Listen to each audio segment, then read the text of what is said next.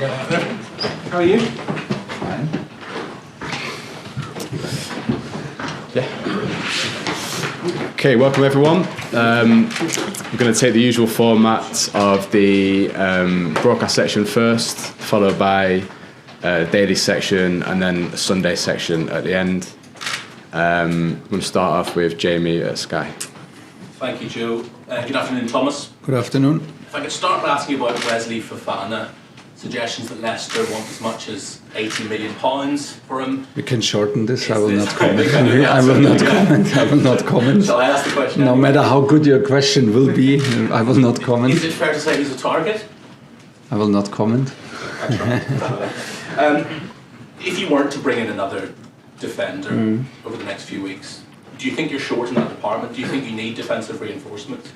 We could use one more central defender. Yeah, if you look at the numbers, and given the fact that in the moment we play with a back three, and the profile of the guys in the back three is a little bit different, I admit. So we're playing with also with Aspi, who is more a fullback as a central defender in a back three. With Kukureya, it's possible. It's a good position, but both of them, for example, cannot play as central defenders. So real central defenders, we could use one more. Let's see what happens.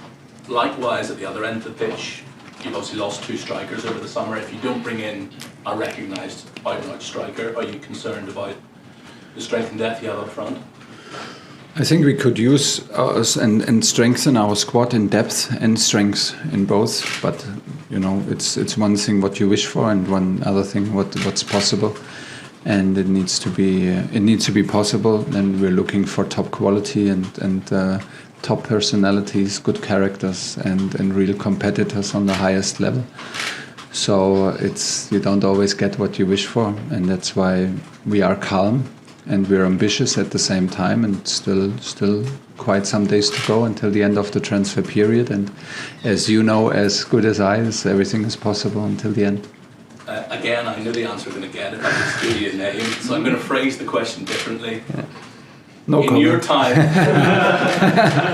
In your time alongside Pierre-Emerick Aubameyang at Dortmund, he had tremendous success. Would it be fair to say you enjoyed working alongside him? I enjoyed a lot working with him. It was a pleasure. You know, some, and this has nothing to do with the situation now, but some players stay your players because you were very, very close, and Oba is one of these players. We had a very close relationship, and it's always when we played him here with Arsenal or and an opponent team, it was always straight away this close bond, and they always stay your players in a way, and Oba is one of these guys. Because clearly Mikel Arteta felt he was a disruptive influence, a toxic influence on Arsenal's dressing room. Yeah. You wouldn't have any concerns about him?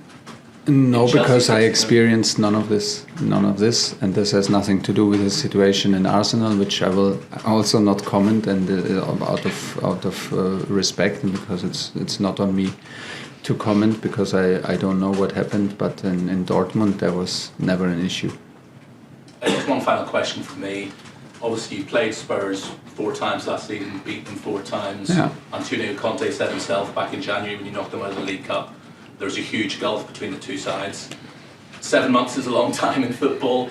Do you think they've closed that gap now? Do you think Spurs are now a side that are on a par with Chelsea? I never felt a huge gap in preparing these matches, because they are close matches and they are very competitive and very talented squad. I think I know very well what we invested and to what level we played to beat them 4 times and not concede a goal against this quality of a team, and then an emotional game in London like this that means for everybody so much. So this was a huge effort and a big performance, big consecutive performance from us. I think they in general, I think that it's a bit I don't believe everything that Antonio Conte says in games like this, before games and after games. I admire him a lot, and I believe strongly that every team he trains competes for everything.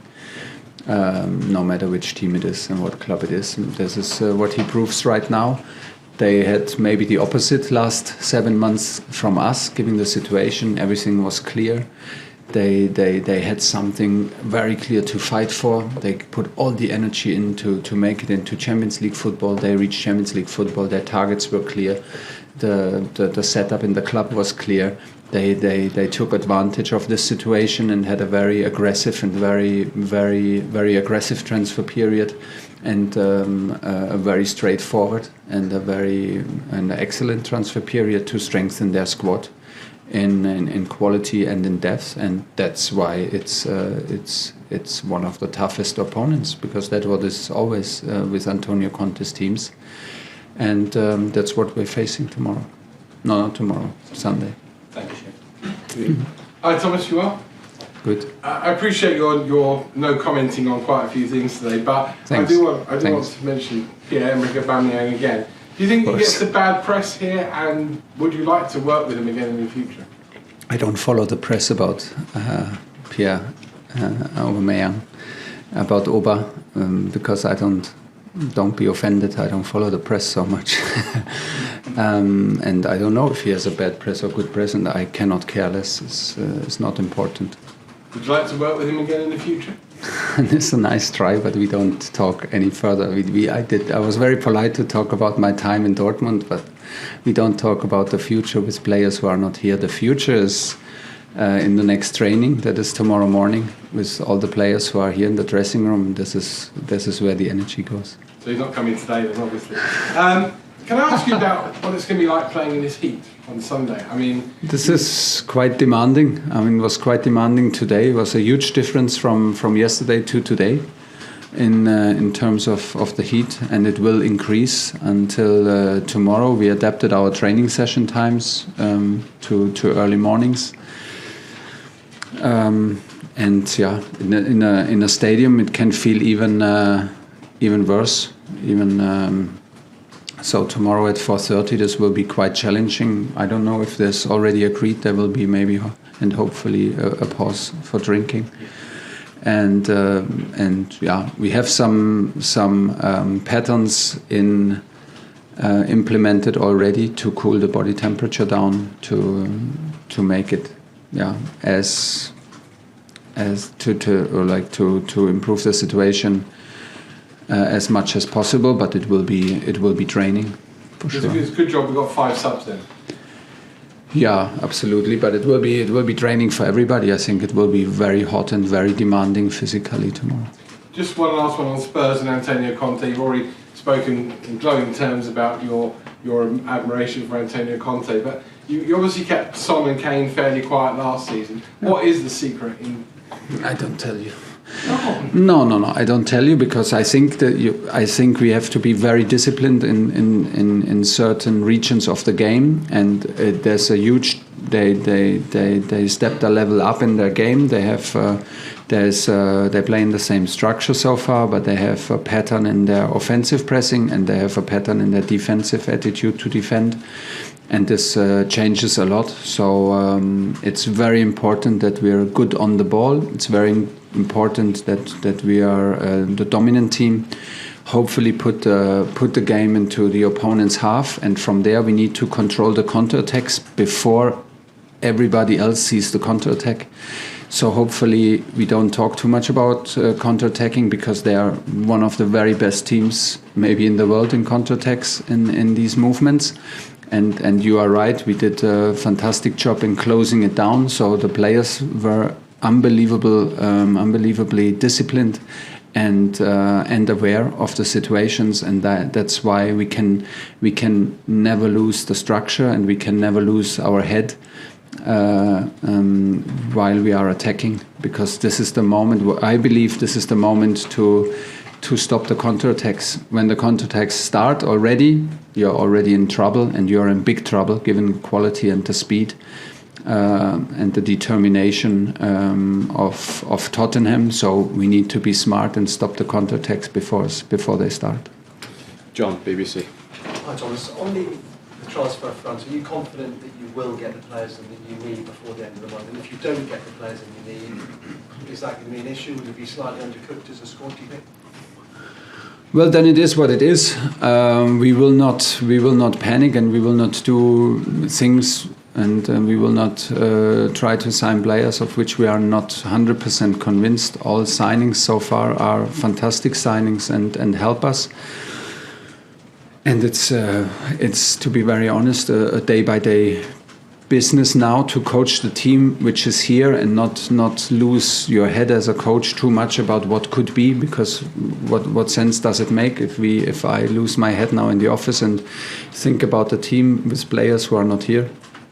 So we are ambitious and we work hard to maybe strengthen our squad further, but at the same time we are calm, and all the energy and the ambition goes into the group that is here.